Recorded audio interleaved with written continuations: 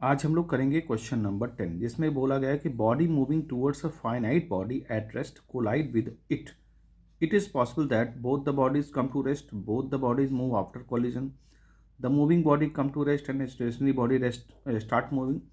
The stationary body remains stationary, the moving body changes its velocity. तो इसको समझने के लिए हम यहाँ पर क्वेश्चन नंबर 10 को समझते हैं. मान लीजिए ये एक बॉडी है जिसका मास m1 है और इसकी स्टार्टिंग की स्पीड u1 है. दूसरी बॉडी m2 है, इसकी स्टार्टिंग की स्पीड u2 मान लें, और जब दोनों कोलाइड करती हैं कोलिजन के बाद उनकी स्पीड में चेंज आ जाएगा v1, और मान लो इसको हम कह दें कि v2. अब चूंकि क्वेश्चन में जो दिया गया है, हमको कंडीशन दी गई है कि ये वाली बॉडी यानी सेकंड वाली बॉडी रेस्ट में है, यानी u2 की वैल्यू 0 है, ये गिवन है. तो अब क्वेश्चन में क्या कहता है कि देखिए, अब चूंकि ये आपस में टकराई हैं और u1 की स्पीड, भाई ये तो रेस्ट में है, तो u1 जब आया टकराएगा तो अगर ये सिस्टम मान के चलते हैं तो सिस्टम अगर मानेंगे तो यहाँ नेट एक्सटर्नल फोर्स हमारा क्या है, 0 है. तो नेट एक्सटर्नल फोर्स अगर 0 होता है तो हम जानते हैं कि जो इनिशियल मोमेंटम होता है बिफोर कॉलिजन वो आफ्टर कॉलिजन के फाइनल मोमेंटम के इक्वल होता है. यानी कह सकते हैं कि m1 u1 plus m2 u2 is equal to m1 v1 plus m2 v2. ठीक है. अब क्वेश्चन में बोलता है पहले वाले में, देखिए पहले वाले ऑप्शन में क्या बोल रहा है कि both the bodies come to rest. Both the bodies come to rest कैसे हो सकती है भाई? ये देखिए इसकी स्पीड यहाँ है, ये ओके, ये 0 है मान लीजिए, और अगर बोथ द बॉडी रेस्ट में आ जाएंगी तो ये पूरा 0 हो जाएगा लेफ्ट साइड का, राइट साइड का. तो इसको इक्वल करने के लिए यहाँ कुछ वैल्यू बचेगी ही नहीं. तो ये पॉसिबल ही नहीं है कि पहला ऑप्शन जो है हमारा जो है रॉन्ग हो जाएगा, क्योंकि दोनों बॉडी रेस्ट में नहीं आ सकती, क्योंकि मोमेंटम कंजर्वेशन ऑफ मोमेंटम बिगड़ जाएगा, तो ये गलत हो जाएगा. बी वाले ऑप्शन की बात करते हैं. बी वाला ऑप्शन क्या कहता है कि both the bodies move after collision.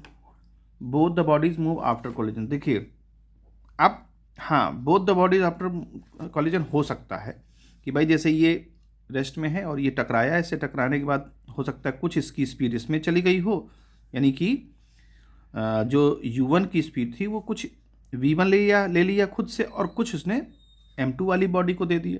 तो ये संभव है कि दोनों कुछ ना कुछ स्पीड पा जाएं. तो बी ऑप्शन संभव है. सी ऑप्शन की बात करते हैं.